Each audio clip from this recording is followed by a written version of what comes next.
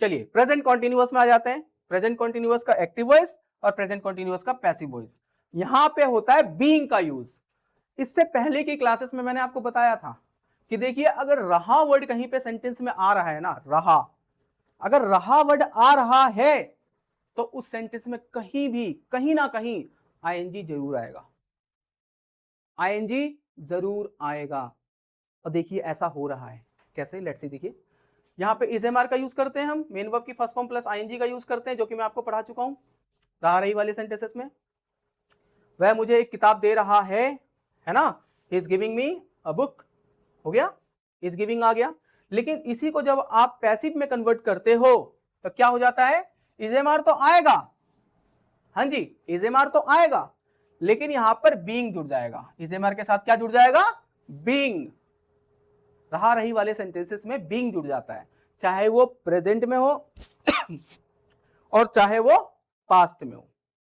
Present में is am are का use हो जाता है, पास्ट में वॉज वर का यूज हो जाता है, ठीक है। लेकिन बीइंग दोनों जगह आएगा। बीइंग ये देखो आ रहा है ना, इसी तरीके से पास्ट में भी आएगा। अभी इससे अगला सेंटेंस जब मैं आपको बताऊंगा तो उसमें देखना आप सेम चीज रहेंगी, बस बीइंग जुड़ जाएगा, ठीक है। उसके बाद मेन वर्ब की थर्ड फॉर्म ही आती है, ये देखो थर्ड फॉर्म ही है ये, क्योंकि पैसिव है उसमें तो थर्ड फॉर्म ही यूज होती है सब में ही।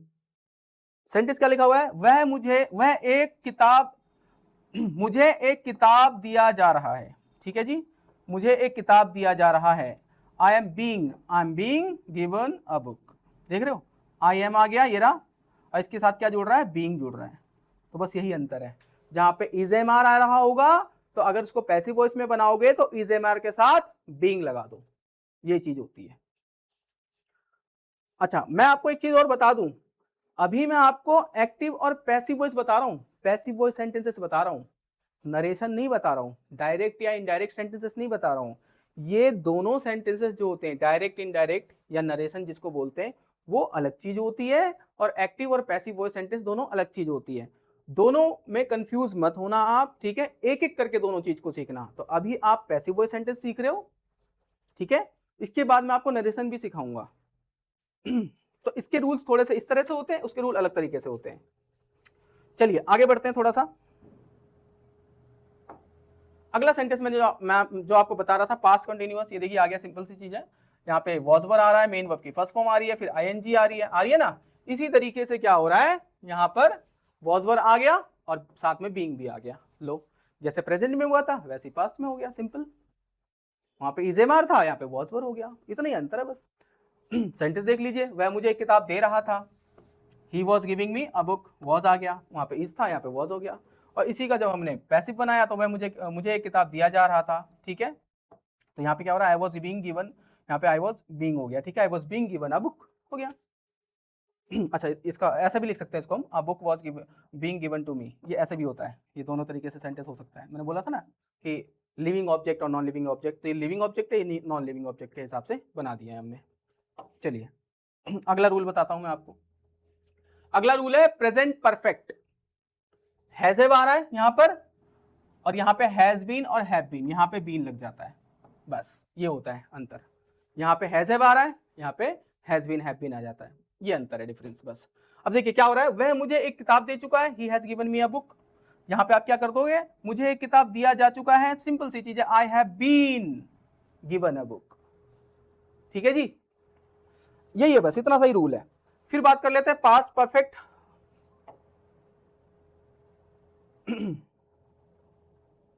पास्ट परफेक्ट की बात कर लेते हैं, आगे बढ़ाता हूं मैं आपको थोड़ा सा समझाऊं। पास्ट परफेक्ट में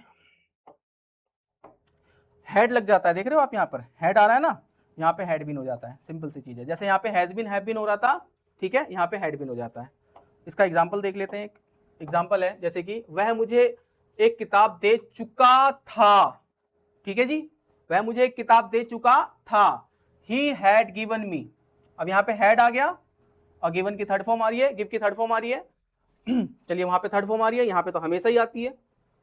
आई हैड बीन, यहाँ पे हैड बीन आ गया, had been given a book, simple हो गया, इतना ही अंतर होता है बस।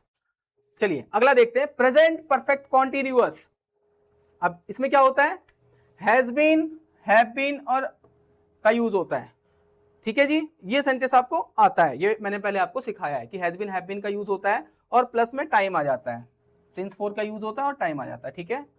अब समझने वाली क्या चीज है कि ये सेंटेंस जो है पैसिव नहीं बनता है, नो पैसिव वॉइस। जो मैं आपको बोल रहा था ना कि 4 सेंटेंसेस होते हैं जो पैसिव वॉइस नहीं बनते, उनमें से एक ये है प्रेजेंट परफेक्ट कॉन्टिन्यूअस, इसका पैसिव वॉइस सेंटेंस नहीं बनता है, ठीक है जी। अब जैसे लिखा हुआ है कि वह सुबह से एक किताब पढ़ा रहा है, तो इसका पैसिव नहीं बनेगा, नो पैसिव, ठीक है जी। आगे बढ़ते हैं।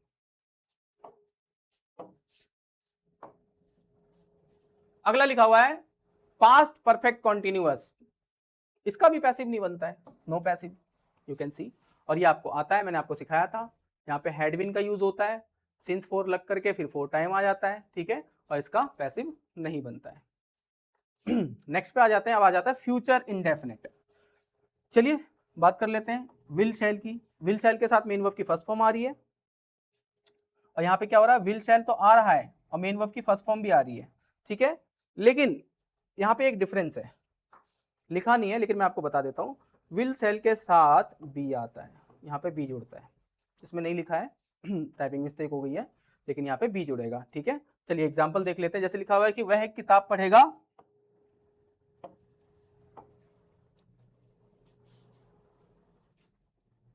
इसका सेंटेंस ही नहीं है क्या, ये रहा, he will read a book, ठीक है। और यहाँ पे क्या लिखा हुआ है, he will be taught a chapter, उसे एक चैप्टर पढ़ाया जाएगा। देखो विल भी आ गया ना, ये हो जाता है इसका passive voice.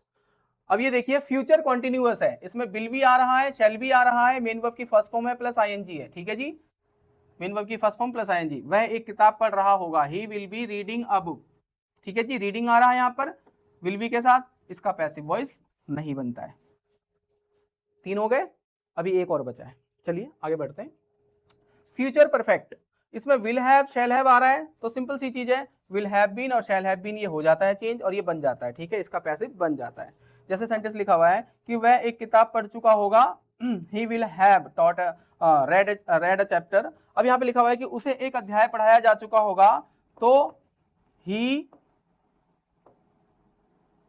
Will have been, अब यहाँ पे बीन आ गया, देख रहे हो, विल हैव बीन। बेसिकली ये समझ जाओ कि हैज बीन, हैव बीन और हैड बीन कहीं पे भी आ रहा होगा तो उसके साथ पैसिव में बीन जुड़ जाता है। इज, एम, आर, वॉज, वर कहीं भी आ रहा होगा तो उसके साथ बीइंग जुड़ जाता है, ये समझ लो। बेसिकली ये चीज समझनी है आपको, he will have been taught, एक अध्याय अ चैप्टर, ये सेंटेंस बन गया, ठीक है। अगला रूल, नेक्स्ट रूल बता देता हूं आपको।